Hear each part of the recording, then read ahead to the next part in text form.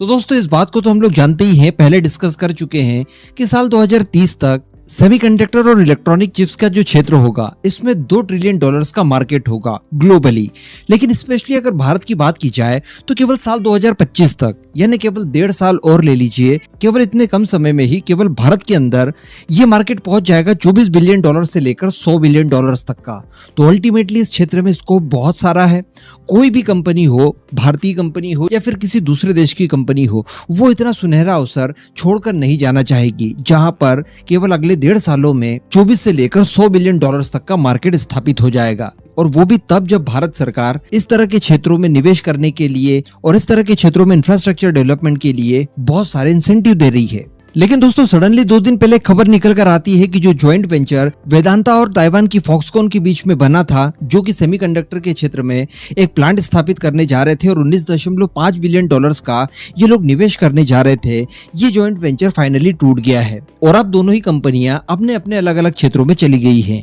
यानी दोनों कंपनियां अब एक साथ मिलकर भारत के अंदर इस फील्ड में काम नहीं करने वाली है और इसको लेकर कई सारी भ्रांतियां फैलने लगी। लेकिन दोस्तों अब कुछ क्लेरिफिकेशन निकल कर आए हैं और फॉक्सकॉन की तरफ से भी कुछ बातें कही गई है। कुछ बातें ऐसी थी जिनके ऊपर पहले हम लोग डिस्कस कर चुके हैं, लेकिन उनके ऊपर ध्यान ठीक से दिया नहीं। तो आज चलिए मैं आपको बताने जा रहा हूं कि एक्चुअली भारत ताइवान के बीच में चल क्या रहा है और सेमीकंडक्टर और इलेक्ट्रॉनिक चिप्स के क्षेत्र में दोनों देश मिलकर एक्चुअली क्या करने जा रहे हैं। आप वीडियो को एकदम एंड तक देखते हुए चैनल को सब्सक्राइब जरूर कर दीजिएगा। तो दोस्तों फॉक्सकॉन की तरफ से इस बात को क्लियर कर दिया गया है कि ये जो ज्वाइंट वेंचर से दोनों ही पार्टीज अलग हुई है, यानी वेदांता और फॉक्सकॉन, ये दोनों का म्यूचुअली लिया गया एक फैसला है। यानी इसमें न तो ऐसा है कि वेदांता ने छोड़ दिया और न ही ऐसा हुआ है कि फॉक्सकॉन ने छोड़ दिया। अब यहाँ पर अगर इसके फिर भी टूटने के कारण कुछ देखे जाएं तो इसके पीछे 2 प्रमुख कारण निकल कर आते हैं। एक तो टेक्नोलॉजी और दूसरा था पैसा। यानी आप सोचिए कि किसी बिजनेस को आप करना चाहते हैं, टेक्नोलॉजी आपके पास नहीं है लेकिन आपके पास पैसा बहुत सारा है। अब मान लीजिए कि आपको कोई ऑफर देता है कि चलिए यार काम पार्टनरशिप में कर लेते हैं। शुरुआत में आपको अच्छा लगता है, लेकिन जब आप उस व्यक्ति के बारे में जानते हैं जो आपको पार्टनरशिप के लिए ऑफर दे रहा है कि उसके पास ना तो पैसा है और ना ही टेक्नोलॉजी है, तो फिर भला आप अपना इतना बड़ा इन्वेस्टमेंट उसके साथ मिलकर क्यों करेंगे?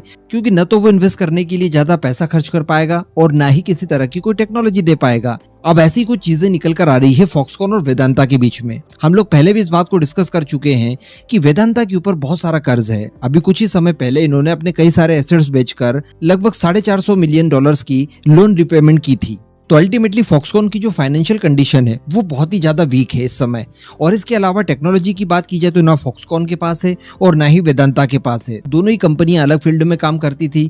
सेमीकंडक्टर को फैब्रिकेट करने के लिए इनके पास कोई भी अनुभव था ही नहीं, जिसके लिए ये किसी तीसरे देश की टेक्नोलॉजी पर पूरी तरह से निर्भर कर रहे थे। और यही एक कारण था कि इनका जॉइंट वेंचर भारत सरकार के भी समझ में नहीं आ रहा था और इन्हें इंसेंटिव मिलने में काफी समय लग गया था। और बीच में एक खबर निकल कर आई थी और वो भी मैंने आपको बताई थी कि इस जॉइंट वेंचर को दोबारा से रिव्यू करेगी भारत सरकार, उसके बाद ही कहीं जाकर इन्हें इंसेंटिव का पैसा दिया जाएगा। इसके अलावा दोस्तों खबर निकल कर ये आ रही है कि वेदांता हो या फिर फॉक्सकॉन हो, ये दोनों ही काम तो करेगी भारत के अंदर। यानी इन लोगों ने जो बीड़ा उठाया था उसे ये लोग पूरा करेंगे, लेकिन साथ मिलकर न करते हुए अब दोनों ही अलग अलग पार्टनर्स के साथ ये काम करने जा रहे हैं। और दोस्तों इसके बारे में भी इंडिकेशन वेदांता की तरफ से आज से 15 दिन पहले दे दिया गया था। दरअसल वेदांता की तरफ से खुद अनिल अग्रवाल जी ने कहा था कि वो डिस्प्ले मैन्युफैक्चरिंग को लेकर एक नई फैक्ट्री की शुरुआत करने जा रहे हैं, जिसमें ये लोग $4 बिलियन का इन्वेस्टमेंट करेंगे। अब यही सारा काम तो ये लोग फॉक्सकॉन के साथ करने वाले थे। फिर बीच में ये खबर क्यों आती है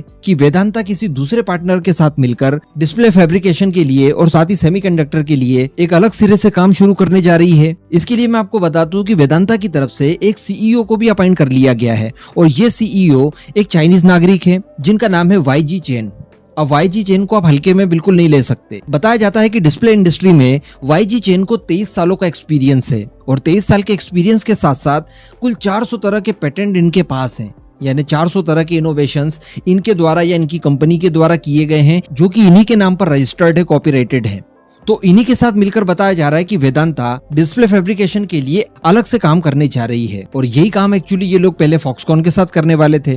तो चूंकि इन्होंने तो राह पहले ही बदल ली थी, आज से 15 दिन पहले ही समझ जाना चाहिए था कि वेदांता और फॉक्सकॉन का जो ज्वाइंट वेंचर है वो आगे नहीं बढ़ सकता अब, क्योंकि ये जो नई फैक्ट्री ये लोग शुरू करने जा रहे हैं इसमें वेदांता को केवल $4 बिलियन का इन्वेस्ट करना पड़ेगा। इसमें से भी हो सकता है कि ये जो YG चेन है ये आधी रकम इन्वेस्ट कर दे तो $2 बिलियन का ही करना पड़ेगा, जबकि अगर फॉक्सकॉन के साथ ये लोग भारत के अंदर इन्वेस्टमेंट करते हैं तो कम से कम $10 बिलियन की आवश्यकता होगी, जो कि वेदांता इस समय अफोर्ड नहीं करती। और ये जो वेदांता ने अलग फैक्ट्री स्थापित करने की बात कही, इसमें इन्होंने कहा कि 3500 के लगभग हम लोग प्रत्यक्ष रूप से नौकरियां जनरेट करेंगे। इसके अलावा दक्षिण कोरिया, ताइवान और जापान जैसे कई सारे देशों से हम लोग एक स्किल वर्कफोर्स को हायर भी करेंगे। तो अल्टीमेटली इनकी योजना पहले से ही थी। अब फॉक्सकॉन की अगर बात की जाए तो फॉक्सकॉन के पास टेक्नोलॉजी जरूर नहीं है, लेकिन इन्वेस्ट करने के लिए पैसा है, क्योंकि फॉक्सकॉन बहुत बड़ी कंपनी है। और अगर एप्पल आईफोन की मैन्युफैक्चरिंग की बात की जाए तो फॉक्सकॉन उसमें एक बहुत बड़ा नाम निकलकर सामने आता है, जो कि बड़े स्तर पर आईफोन्स को मैन्युफैक्चर करता है। अब बताया जा रहा है कि ये अपने दूसरे पार्टनर के तौर पर किसी भारतीय कंपनी को देख रहे हैं, जिसमें एक नाम निकल कर आ रहा है टाटा का। जी हाँ, अब आने वाले समय में ये लोग घोषणा जल्द कर देंगे, जिसके लिए अनुमानित नाम टाटा ग्रुप का ही एक्सपर्ट्स लोग सजेस्ट कर रहे हैं। उसके बाद ये किसी तीसरे देश से टेक्नोलॉजी हासिल करके भारत के अंदर डिस्प्ले वगैरह, सेमीकंडक्टर और इलेक्ट्रॉनिक चिप्स वगैरह के क्षेत्र में इन्वेस्ट कर सकते हैं और अपना काम आगे बढ़ा सकते हैं। तो जो योजना जिस तरह की बनाई गई थी उसी तरह की योजना बनी है। इवन उससे 2 गुना ज्यादा फायदा भारत को होते हुए दिखाई दे रहा है, क्योंकि पहले फॉक्सकॉन और वेदांता एक साथ जो करने जा रहे थे वो तो फॉक्सकॉन नया ज्वाइंट वेंचर लगाकर करेगा ही करेगा, लेकिन इसके साथ साथ वेदांता ने जो अलग ज्वाइंट वेंचर तैयार कर लिया है उसके माध्यम से भी वो लोग करने वाले हैं। तो कहने का मतलब 2 गुनी रफ्तार से भारत के अंदर इस क्षेत्र में अब काम होगा और इकोसिस्टम डेवलप होगा। तो अब इस पूरे मुद्दे पर दोस्तों आपका क्या मानना है, नीचे कमेंट करके जरूर बताइएगा।